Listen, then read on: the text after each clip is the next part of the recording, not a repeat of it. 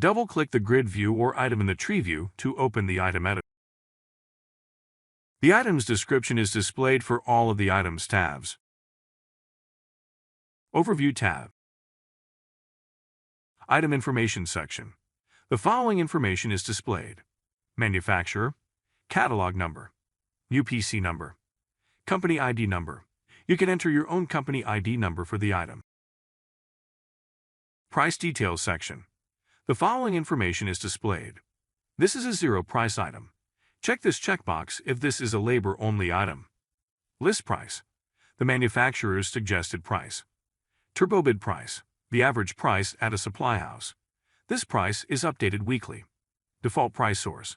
Set in the Pricing Details tab. Pricing unit of measure, each per 100 or per 1,000. Package quantity. Enter a quantity if you must order a minimum quantity for the item. Last price update. The date the price was last updated. Labor details section.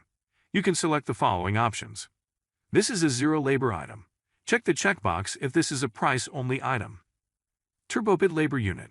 Represents about 50% of the National Electrical Contractors Association's labor unit. Use global adjustment. The adjusted value comes from the type of work section in the Standard Estimates tab and the Service Work Scope of Work tab. Customer labor unit.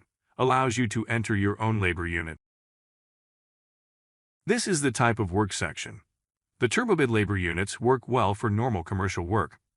If the estimate that you're working on is not a commercial project, you can select a type of work from the drop-down and adjust the TurboBid labor units by a selected percentage. Additional information section. The following information is displayed. Job phase. The material purchase orders allow you to order specific job phases. Master ID. Represents the item ID number in the cloud database. Local ID. Represents the item ID number in your local database.